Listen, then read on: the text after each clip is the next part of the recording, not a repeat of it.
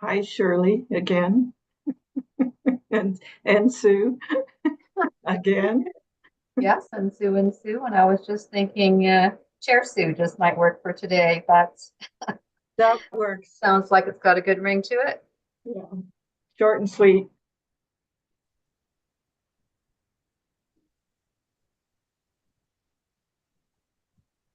Vice Chair Patterson, it looks like we are good to go on the live stream. I will note it's 1:57. Not quite all the staff are here yet. Right. I just had to send Kim the link, so I'm sure she'll be joining momentarily. Okay, great, thanks. I don't know if it's a unique link, so Rayburn, you might have to watch for Kim Mustard. She's filling in for Shannon while Shannon's on vacation. Oh, she's coming in as Karen. So we'll need to change her name maybe.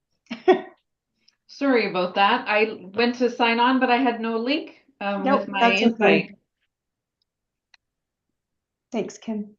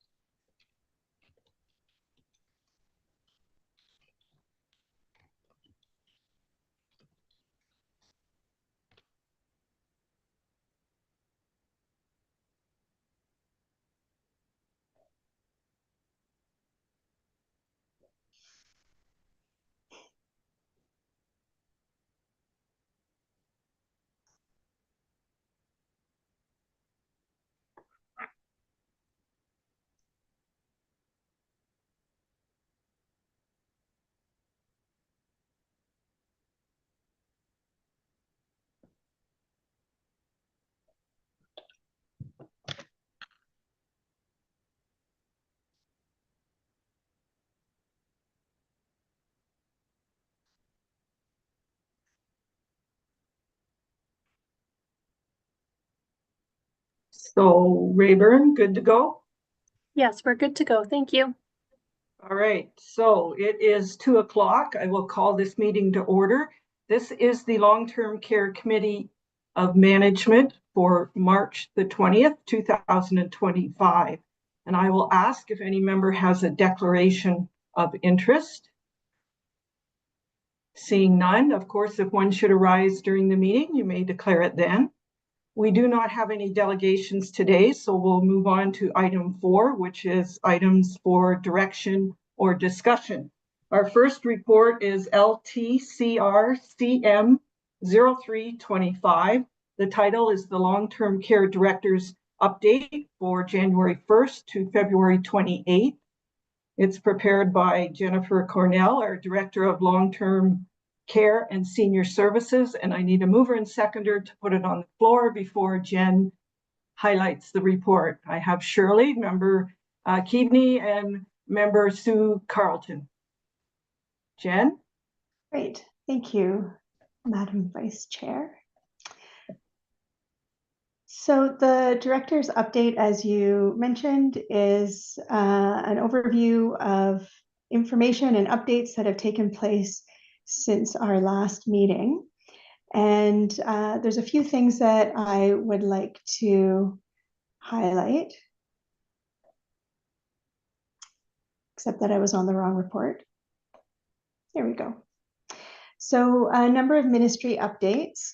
On January 2nd, the Ministry of Long-Term Care released a memo and fact sheet updating the regulations for on-site requirements for registered dietitians. And this is significant for us just to share. The previous regulations required all of the dietitian time to be on site at the long-term care home, and the updated regulations allow for some virtual connection and virtual dietary services. And there is a bit of a challenge across the province in long-term care homes being able to fulfill those previous on-site requirements. There's a little bit of a shortage of dietitians. So this allows for us to have a backup plan that includes virtual care and allows us then to make sure that the residents are getting their needs met, even if it's not in person. On January 6th, the Ontario Centre for Learning, Research and Innovation, and I'm going to mention that a couple of times in this report, so it's the CLRI, launched a dementia care sector preparedness initiative. And this initiative was supported by a $5 million investment from the Ministry of Long-Term Care that aims to enhance dementia care across Ontario's long-term care homes and prepare the long-term care homes for the proposed amendments in the Fixing Long-Term Care Act, and those are linked here. And so we have been actively participating with that program. The first portion was a survey, and Greg Gables participated in the interview portion. On January 8th, the ministry updated the information regarding funding for the Supporting Professional Growth Fund, and those details are highlighted here. A reminder came out mid-January around our responsibilities as long-term care homes to offer both English and French and what those services are that are available to us. On January 22nd, there was a memo regarding the staffing increase funding top-up, which we also have been calling the direct care hours funding. And so those links are here as well. And Marcus has joined the meeting today as well. If there's any questions about that, the good news is that this update is aligned with what we budgeted and what our plans were when we were putting our budget together. And then, of course, there was a reminder and a memo and an update about the provincial election and a reminder of our responsibilities to ensure that our residents have the opportunity to vote. And there were voting polling stations located in each of the 3 long-term care homes. Regarding family updates, we have adjusted our family update schedule to be quarterly. And so the next family virtual call is next week. We'll be providing an update on our annual report and activities, and then we always do a free question and answer period, and it's a really great opportunity for us to hear what's on people's minds, particularly what questions they have, help us make sure that we're paying attention to the things that are mattering to people's family members. Staff and training, a number of things to highlight. The province has announced free skin and wound care education, as well as some funding to support backfill so that our team members can go to do some education, and we are able to replace them and have some funding to support that. And Grey County Long-Term Care collaborated with CLRI again for a different project. This is our second year that we've participated with CLRI on this and offered 2 educational sessions there today and yesterday. They're hosted at the Sydenham campus, and the courses are Living the Dementia Journey and One Day. And those are education sessions that are in person for PSWs and other frontline team members that wish to participate. A big focus on person-centered care is what those training sessions are, and they were open to anybody in the region, any of the long-term care homes or PSWs in Grey, Bruce, and surrounding area.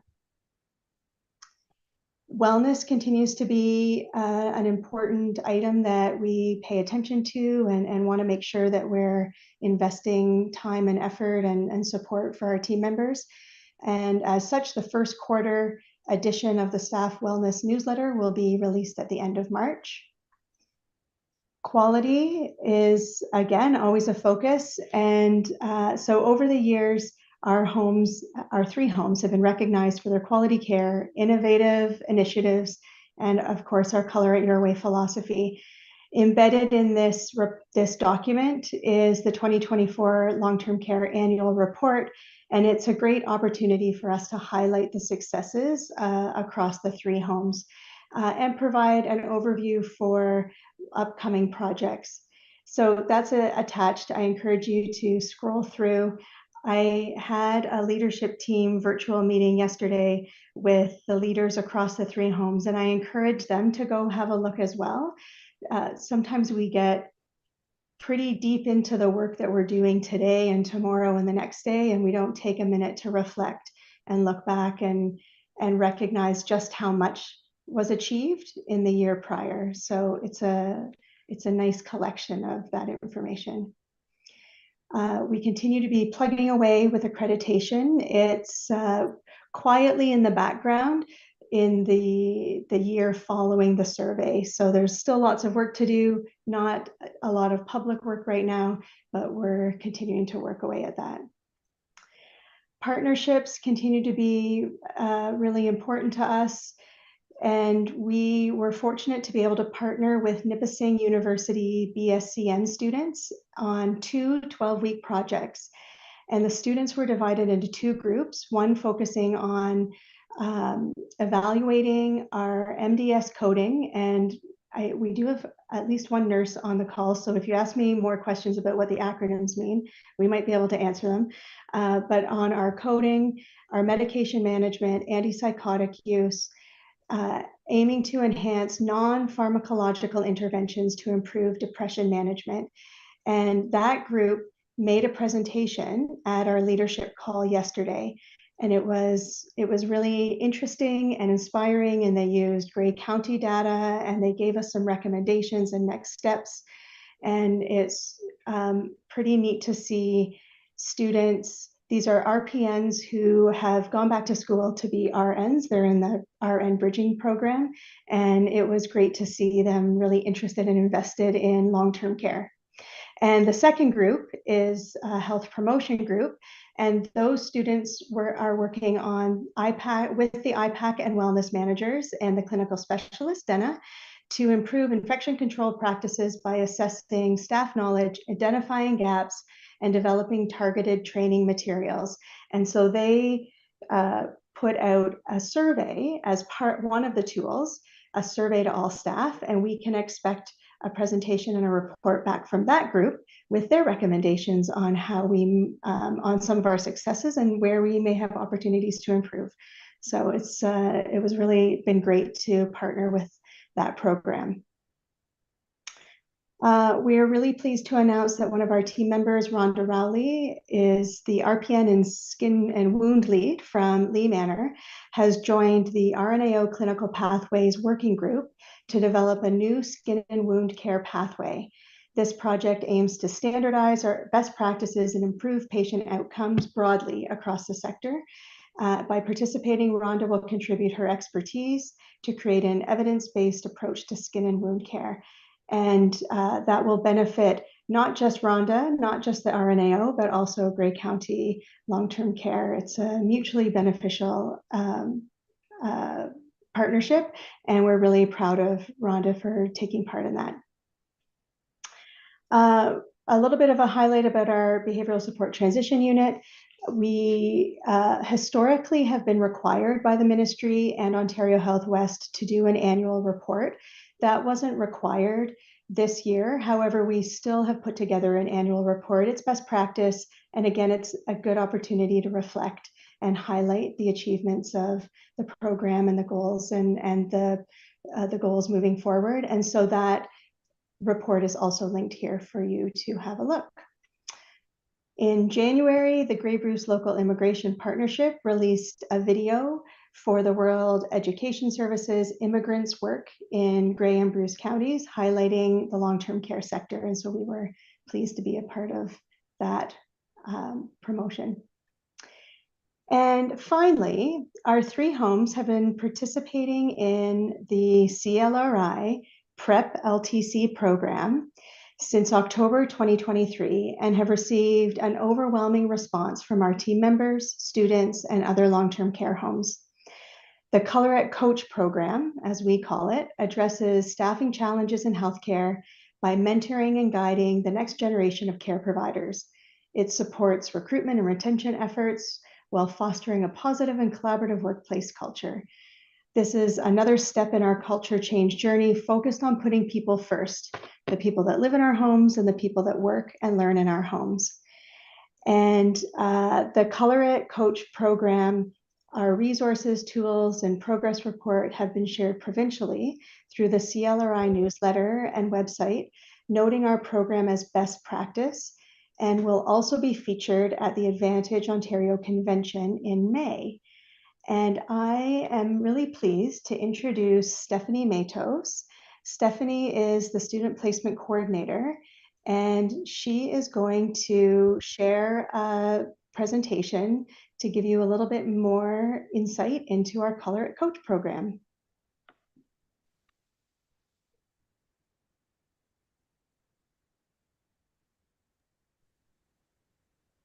So Through you, Vice Chair Patterson, I'm not sure if we're able to hear Stephanie. She may need to Right. check her audio settings. yes, On the bottom left-hand corner, there's a mute or audio icon, and sometimes the little arrow beside it can help select a speaker or microphone.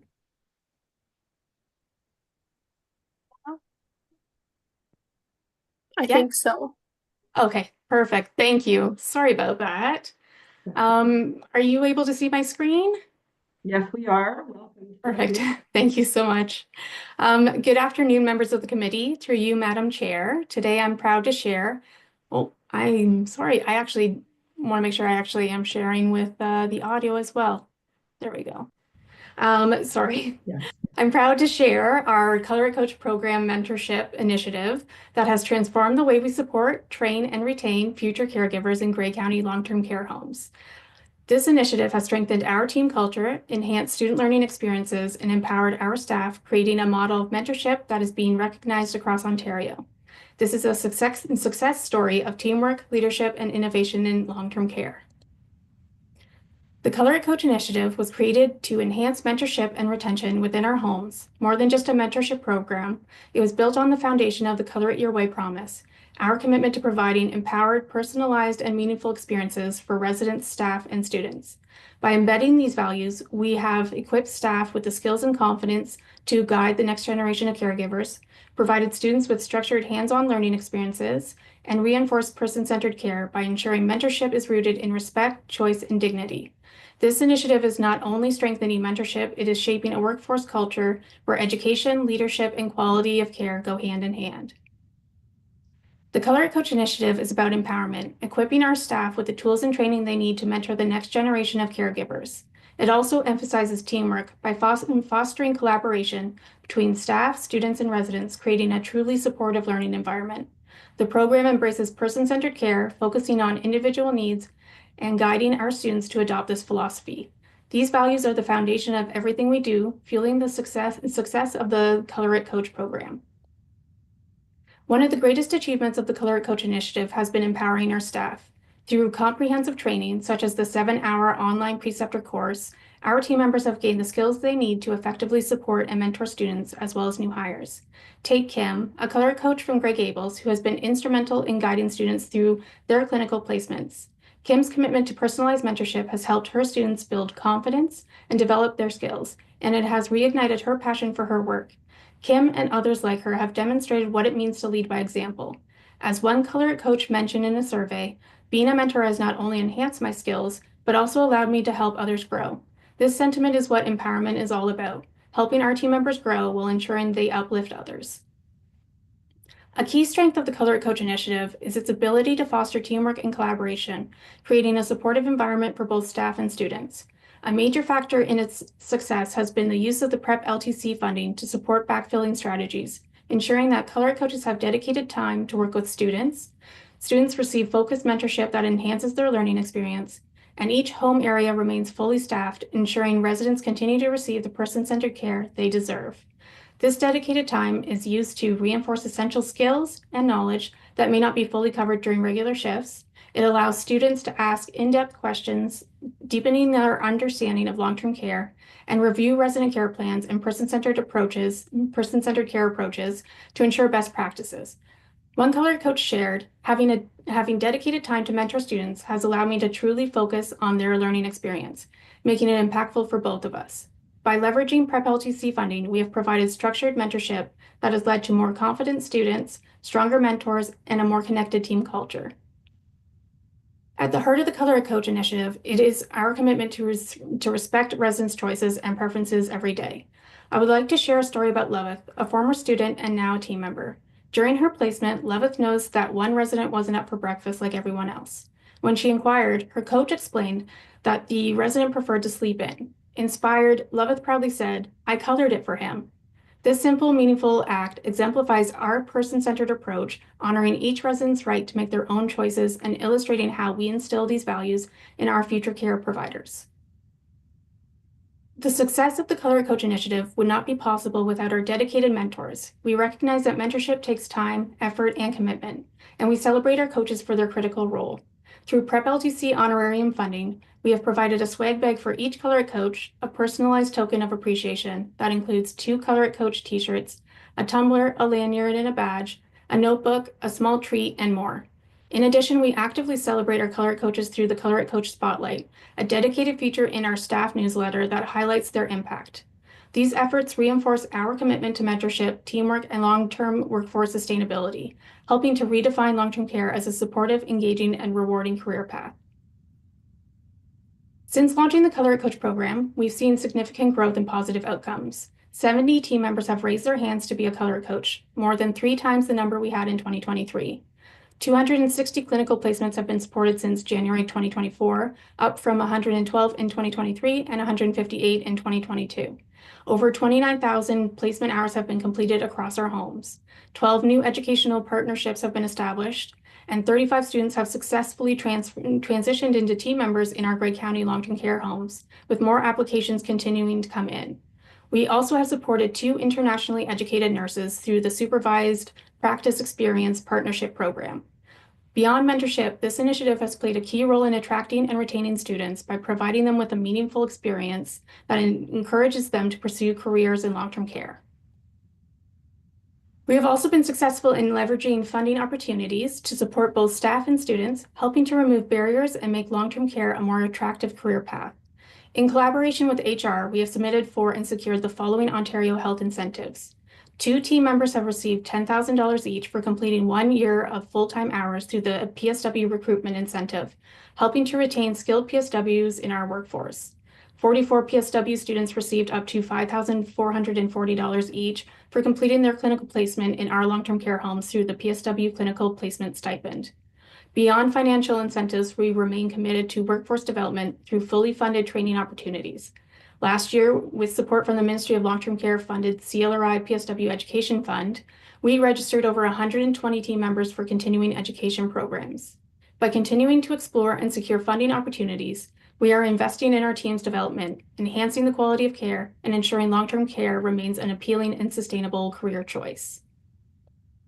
The success of the Color a Coach initiative is being recognized beyond our 3 homes. In December, I had the opportunity to present this program at the CLRI PrEP LTC Coordinator Connections meeting, where I shared how our mentorship program has strengthened both student experiences and staff engagement. Our 6-month mentorship report, which was shared with this committee previously, was also featured in the December CLRI newsletter and is now available on the CLRI PrEP LTC website under Impact. It has since been recognized as a best practice. I will also be presenting at the Advantage Conference alongside Jennifer and Morgan Swain from PrEP LTC, highlighting how mentorship can be a powerful tool for recruitment and retention in long-term care. Long-term care homes across Ontario have taken notice, with many reaching out for guidance on launching their own mentorship programs. We've been actively sharing resources, tools, and strategies to support them in strengthening student learning and mentorship in their homes. The impact of this initiative is clear. Grey County is emerging as a leader in mentorship and student support. To ensure the ongoing success of the Color It Coach initiative, we continuously measure and evaluate our impact. We routinely collect feedback from Color It coaches through weekly surveys and final evaluations, students, and placement supervisors. The data speaks for itself. Over 90% of students rated their experience as excellent and reported feeling more confident and prepared for their careers after working with a Color It coach. A Georgian College placement supervisor remarked, "Having the Color It coaches provide one-on-one supervision allowed students to achieve their goals and meet the learning outcomes of their placement early on in their semester. Having the Color It coaches have certainly made for more competent PSW students who are already demonstrating confidence and are much more comfortable with everyday life in long-term care." Additionally, our Color coaches have shared that this role has strengthened their confidence and ability to support both students and new team members. These measurable outcomes highlight that the Color It Coach initiative is not only working, it is thriving and making a lasting impact on our students, staff, and the future of long-term care in Grey County. The Color It Coach initiative is shaping the future of our workforce. Together, we have built a culture that empowers staff to guide and inspire students, stronger teamwork by creating an environment where learning and growth thrive, and sustainable workforce development through improved student retention and recruitment. By investing in mentorship, we are securing the future of long-term care, ensuring that Grey County remains a leader in innovation, workforce development, and person-centered care. I'd like to share a video that captures the spirit of the Color It Coach program. In this video, you'll hear from some of our Color It coaches and get a glimpse of the impact of this program.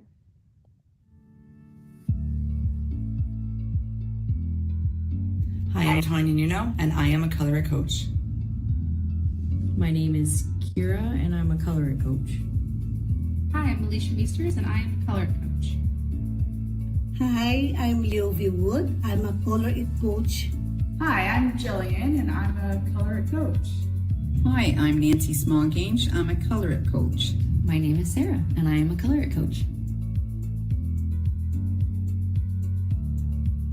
The best part about being a Color It coach is to see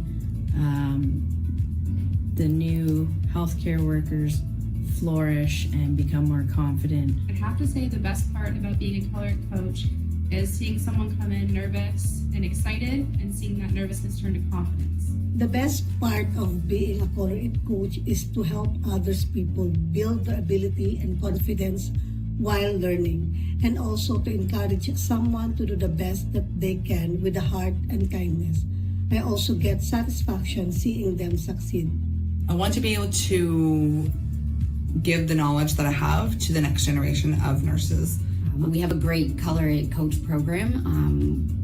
We support the students as well as other Color It coaches. For me as to how their progression is, when do they write, and when, sometimes they'll have questions for their exams and that they pass their exams and that this is where they're working. So it is a really great program. She walked in not knowing what to do or where to go. So we worked together as a team, and she ended up being a part of the team. I can be the Color It coach every day the students are here, so they have the same person that they can come to with questions or concerns, and there's always that person that they feel comfortable reaching out to. The nice thing about it too is if they get hired on to be a team member in the long run, then I can still be a support system for them. A few of my students that I have been a Color It coach to have actually applied and been hired to Lee Manor, so that makes me feel really good that they wanted to work here with me. I think the backfilling process is amazing, and when we're in a busy environment and we don't get to slow down and learn things, we get these days where we get to slow down, take our time, and teach our students properly and help them feel more comfortable. I get the opportunity to spend that one-on-one time uninterrupted with the student, whether it's going to a different floor to work with another resident that has a different health issues or things that I don't have upstairs with in my wing that I'm doing. It gives me that time to do it uninterrupted, and also it gives a chance for the student if they're having issues with their a learning style that they see, that we can talk it over, and that they gain the confidence too. If there's anything that they feel that they need more help with, that I can arrange that, so they have that confidence, and when they finish, that yes, that they can achieve it. I found the backfilling to be a very helpful process. In fact, I truly believe it has made this program exceed expectations. Very rewarding, like to see them go from not confident at all to like very confident and excited to just jump in and get into the field. If we want the next generation to enhance even more what we do with the residents, this gives me a chance to just share that they don't have to go through the years I did to learn it. It's watching the students grow from the very first day to their last day. We want to make them strong, confident, and compassionate, and we just are here to give them every tool they think they'll need and help them keep learning. The memorable experience that I have doing the Color It Coach, hearing from the students that a brilliant idea to show them the proper way not to hurt their back using the lift. It also makes me happy that they experience it with me and how I put a smile on the face of the residents. Memorable moment was my last two students. They approached me on their last day and they gave me a card that had a big long letter from them thanking me for everything I did and how much more confident they are going into the field. And they also bought me a really big yummy chocolate bar. So it made me feel good. We had a resident that was palliative, and the student had really taken from me sharing with the residents care and dignity, and she was so kind and gentle with the resident, and the resident just smiled and just held her hand. That brought me tears, and it still does now, because when I think about that, just the care and compassion.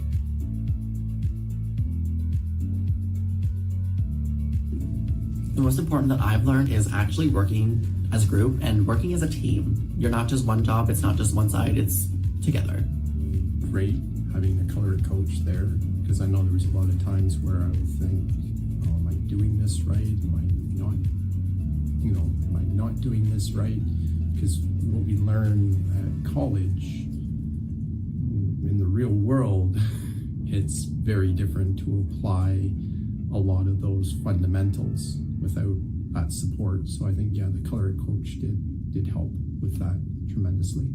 The Color It Coach program provided a really positive experience for the students because they got to work really closely with someone and get feedback in the moment as it's happening, rather than later on in the day when we debrief.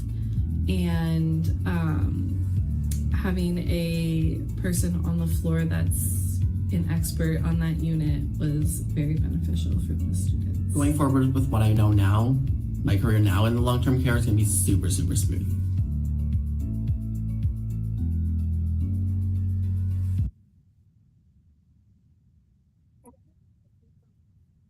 Oh, I think you're muted again, Stephanie. Here, let's Yes. see. Can you hear me now? Yes. Oh, okay. Naturally. Together, we have achieved something remarkable, not only improving the experience for students, but also empowering our teams. This initiative has been a success because of the collaboration, dedication, and hard work of everyone involved. Through mentorship, we are not just supporting students, we are shaping the future of long-term care. Thank you all for letting me share our journey. Thanks, Stephanie. Jennifer, anything to add before I open it up for questions? No, I'm really proud of Stephanie and the teams in the homes and the frontline team members that put their hand up to say, I'll be a part of this when they weren't really sure what they were putting their hand up for. And I think Stephanie did an excellent job at highlighting just how impactful the program is. Very good. Okay, does anyone have any comments or questions they'd like to share?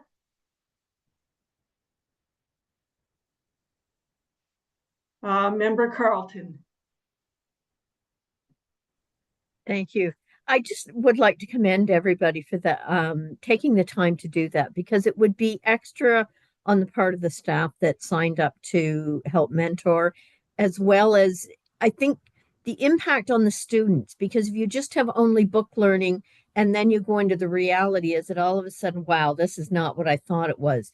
But by learning right there, from the very beginning, I think that gives them a better chance of succeeding. So, and their success then leads to our success. So thank you to everyone that did that. Right. Anyone else? I too, very impressed with that. I'm looking at a different way of teaching, which says everyone is changing with the times, and that's excellent because you know, status quo just doesn't work anymore, and you have to keep up with what young people need to know before they even make a decision of what career path they're going to take. So I do have one question for you, Jennifer. You mentioned accreditation.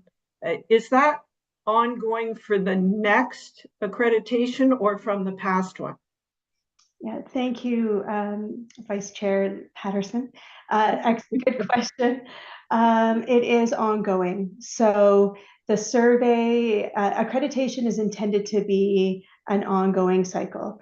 Okay. And so the survey happened last year, and we dive right into looking at the areas that we had opportunity to make improvements, getting our assessments out again, the surveys out for people to give their feedback. And then we start looking at the indicators over and the standards over again and preparing for the next survey, which is in the 4th year. So we're at the beginning of the cycle again. And because why not? The Accreditation Canada standards also changed from the survey we just did to what we are now working with, that set of standards. And it's based on the national standards that were the National Long-Term Care Standards. Accreditation Canada worked with the federal government to create the new National Long-Term Care Standards. And so the standards we are currently working with are that revised, updated version. So we're working our way through those. There's a few changes in a few new areas that we're learning about and making sure that we have programs in place. Very good. And I just want to comment, the annual report was excellent. It gives us further information of what's happening in the homes, and I'm sure everyone appreciates all the different initiatives that are happening, family, residents, us, anyone that takes a look at it. I don't see any other.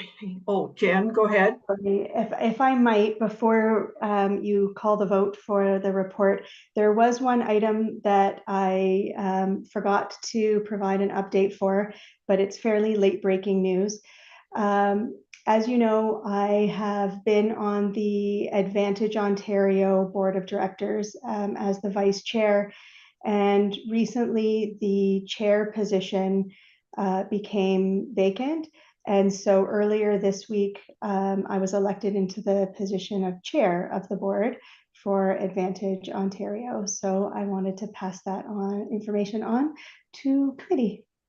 Congratulations. Congratulations. Yes, that's wonderful. So, okay, I will call the question. All in favor of report LTCR-CM 0325. That is carried. Thank you. And I don't know if I mentioned, did I mention that Chair Mackey and Member Hutchison sent their regrets? If I didn't, I'm saying it again. So that's why I'm chairing. Item 4B, it is report LTCR-CM 0425. The title is the Long-Term Care Operational Report from December 15th. To February 14th, and it's been prepared by a lot of people. I need a mover and seconder to put it on the floor.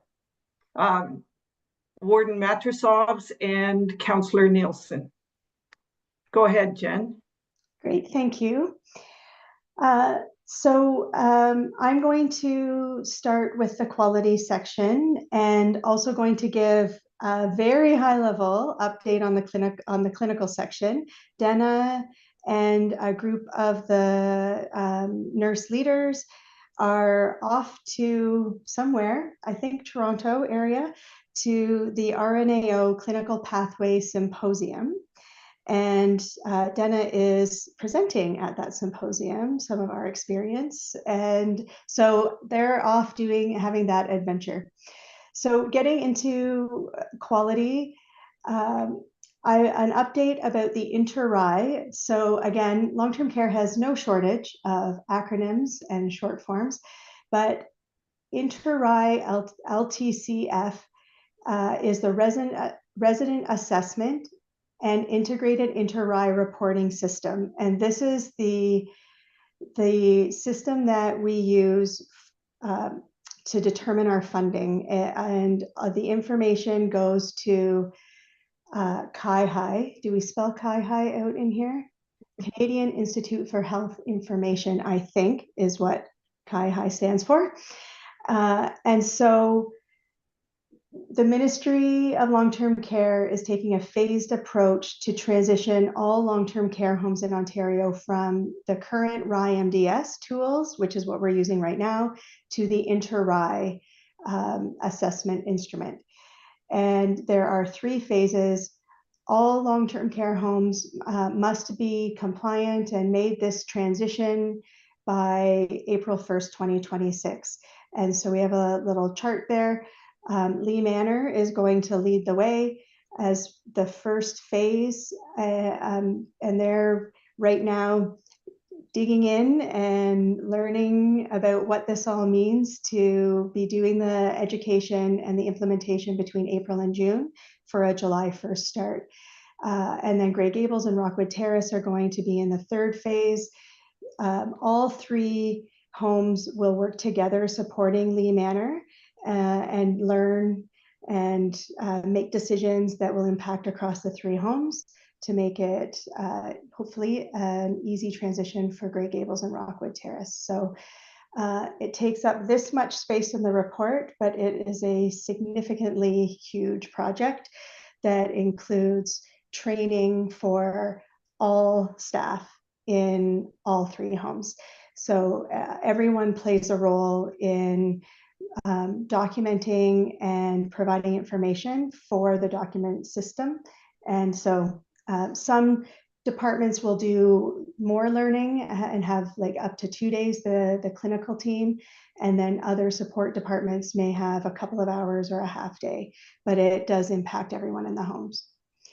The clinical pathways. So we're moving along in our clinical pathway implementation plan. And these are the clinical pathways, the RNAO best practice clinical pathways. We're launching 2 new pathways in not long from now, Pain and Falls. And this initiative represents a significant step forward in enhancing our quality care by strengthening early identification, prevention, management of pain, and fall risk among our residents. And the report highlights the benefits to our residents and our teams, but ultimately it's about being aligned, using a streamlined process that gathers the appropriate information, gives team members the tools that they need to make good decisions about the care and interventions that best suit each resident individually. Pharmacy request for proposal, wanted to give you an update that, again, this is a significant project as well for the team in 2025. Under our regulations, all long-term care homes must adhere to very specific requirements regarding pharmacy services. And that includes having a specific contract and an agreement. And so our 3 homes, in partnership with the purchasing department and information technology department, have just issued an RFP that follows our structured process to engage with a pharmacy to fulfill those needs under the Act. And it may mean a change and it may not, depending on the current pharmacy, I suspect, will put in a proposal. And so we have a clinical team ready to review those proposals in the coming weeks.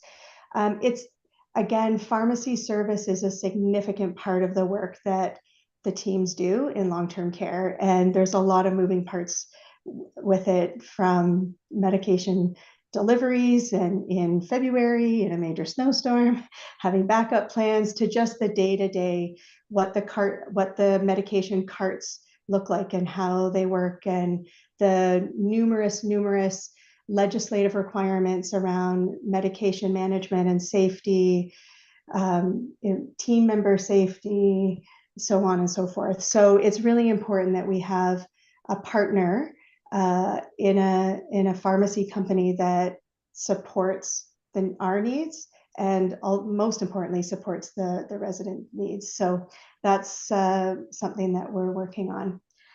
And if anybody has any questions about any of those updates before I pass it on to Tolleen for the next portion.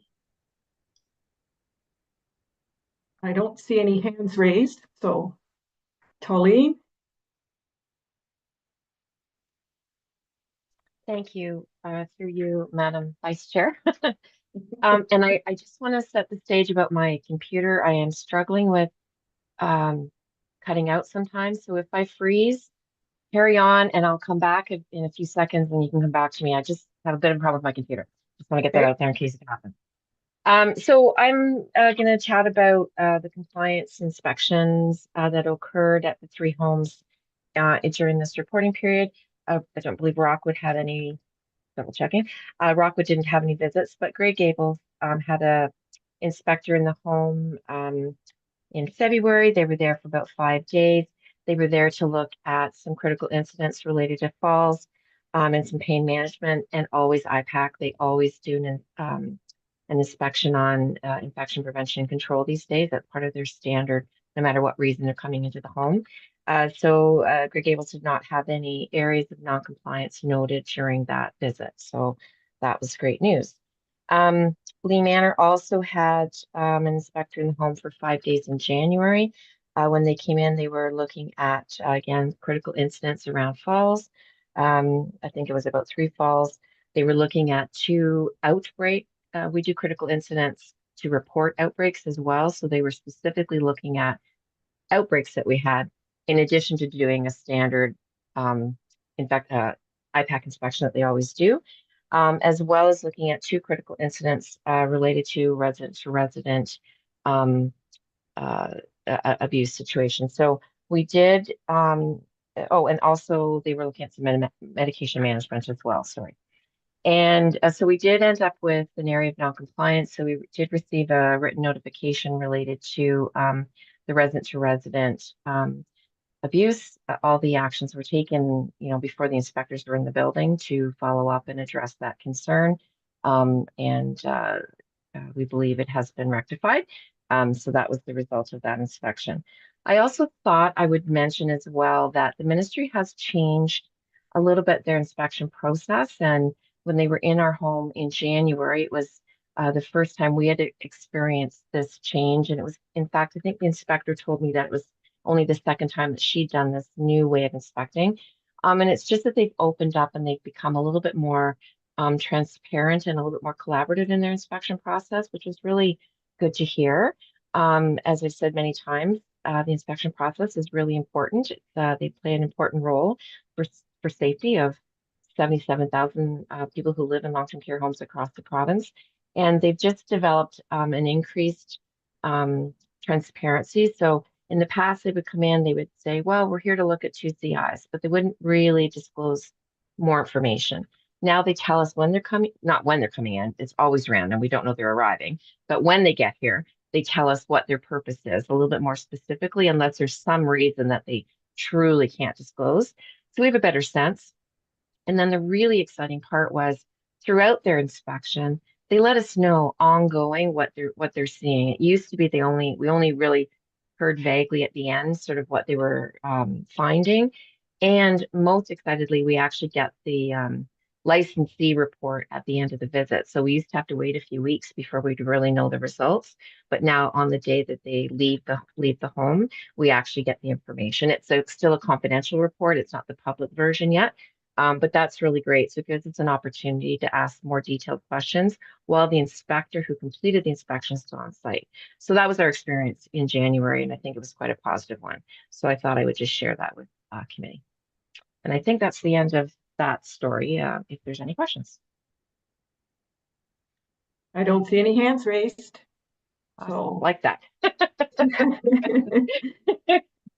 Okay, next, Jen, is Kim. Kim. Welcome, Kim. I'd like to introduce, if I might. Sorry, I should have maybe done that at the beginning.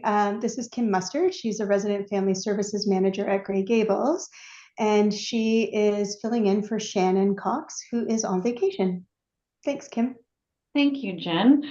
Through you, Madam Vice Chair, I'm just going to quickly highlight under the projects, location, events, and others, the embedded links for the videos that the recreation teams did at both Rockwood Terrace and at Grey Gables. We made it a goal for ourselves to capture a second each day throughout the entire year, and then we stitch those little tiny moments together to make a year in review for everybody to enjoy. They've been so well received, and we embedded them within the report. So I just wanted to highlight that and encourage everybody to take a couple minutes and watch. It really does make you feel good and excited to watch the smiles and the events that have happened throughout the year. So thank you. Okay. So next is Karen. Thank you, Madam Vice Chair, by process of elimination.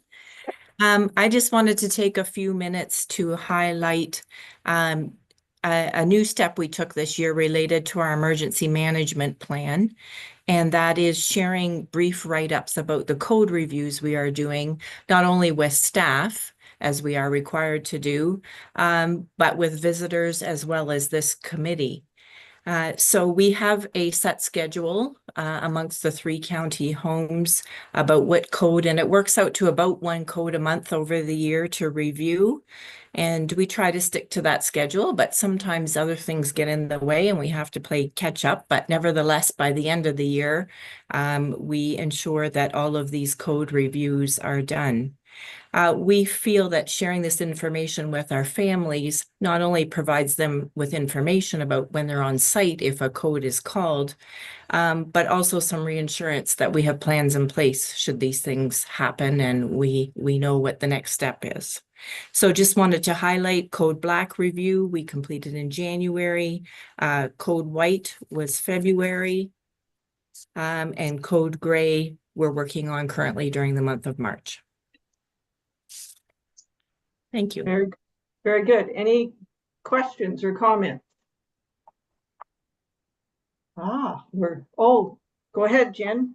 Thank you. Through you, Madam Vice Chair. I just also add that part of the new legislation in the last couple of years required long-term care homes to post their emergency plans on their website. And I wanted to just reassure committee and we've reassured our families and our residents that for some of our code responses, like a violent intruder, which I think is Code Silver, that we don't post our response to that, what our policy is and our response on the website. We post that we have it with a little note that says, if you'd like more information, here's who you can contact.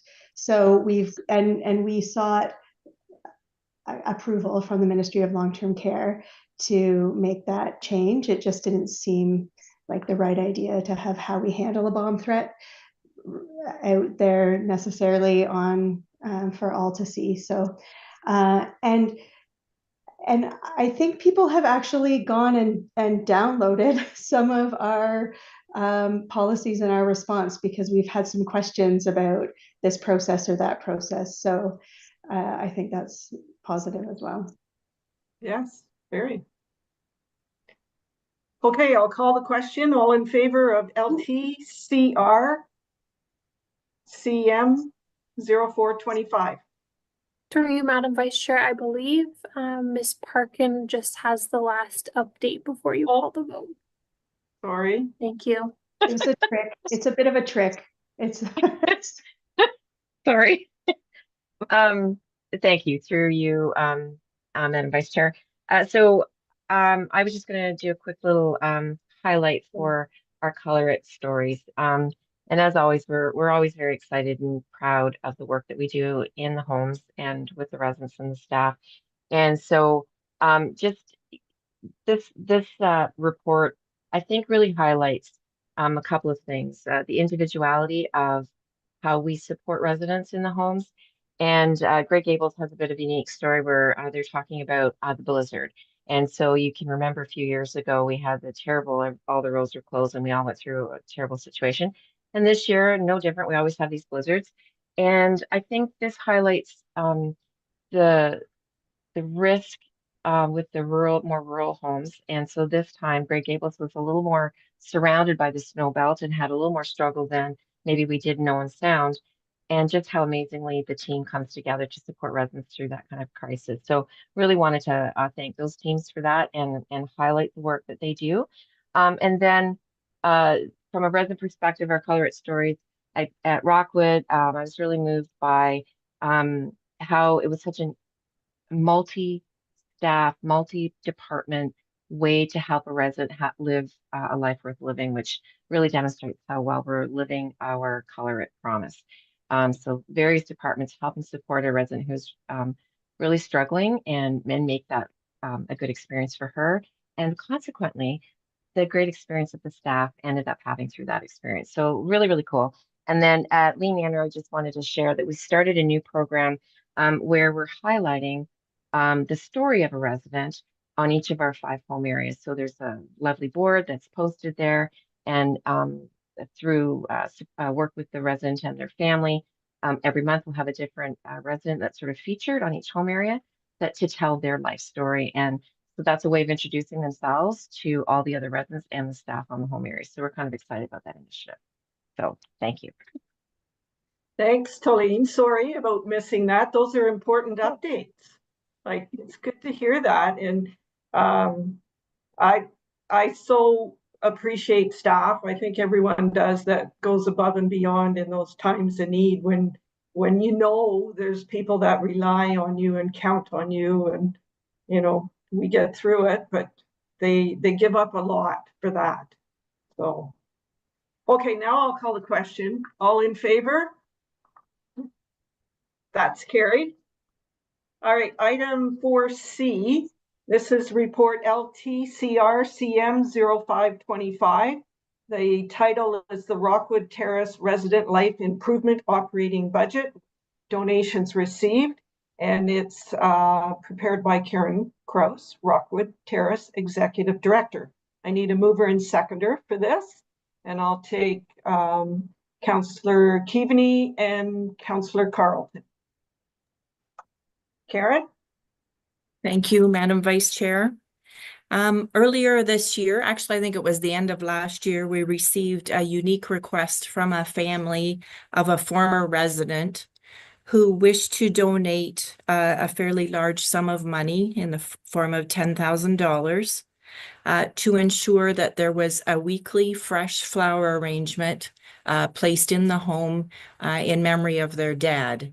Their dad really enjoyed flowers and liked to see the joy they brought to others. So they wanted to carry this on for the upcoming year in his memory. There is no, and the donation was made through Canada Gives, a registered charity site that assists with these type of donations. There really is no cost to Rockwood Terrace or the county. It's simply a matter of flow-through funding, but it is above what our operating budget was for resident life improvements. So bringing it forward for your consideration.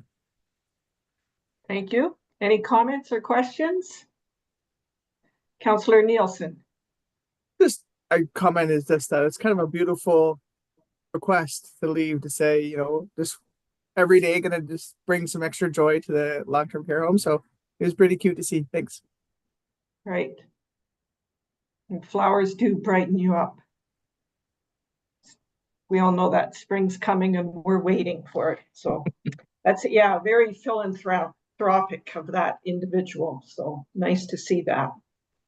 And no further comments or questions. I'll call the question. All in favor? That is carried. Item 4D is report LTCR CM 0625. The title is the 2024 long-term care write-off of uncollectible accounts. And it's from Marcus Hocko, our manager of finance for long-term care. And I need a mover and seconder to put that on the floor. I'll take Councillor Nielsen and the warden. And Warden Matrosovs. Marcus? Thank you, Vice Chair. This report is probably the least exciting of the entire agenda today. This is the annual requirement that are laid out by the province that we need to have this report approved, so that at the end of the year, any outstanding accounts that are in accounts receivable, that we review with the homes to determine if any of them are to be written off, i.e. that they are uncollectible, whether that be a resident passing and there's no next of kin, or that they're in other poor financial standing that they just can't meet the obligations with us, and that is the tradition of this report. And then whatever amounts we do write off on an annual basis, 50% of it is provided and recovered to us via the province. We have to, again, every year provide them how we have attempted to recover, what exactly we've done to bring those funds and to work with them. But we keep regular track of all this. This year is a very good news story with it, as we have no accounts to write off or to deem as bad debt. Our office team at each of the homes has done a very good job, and as every year, but especially this year, has shown that their strategies to speak on a good, familiar level with each of the residents and their families to ensure that we receive funds that are owed to us, we are indeed collected. The largest one that we see more and more of our residents, just as a point of interest with this, is that more and more of our residents are with PGT, so the Public Guardian Trusteeship with the province and that.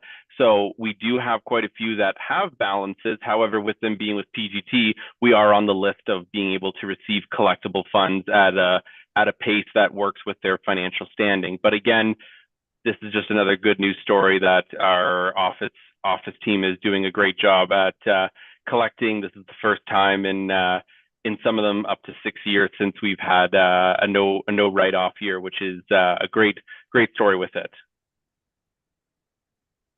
Very good, yes. Are there any comments or questions? Councillor Nielsen. Just going to mention that Councillor Greg will be very excited to hear this.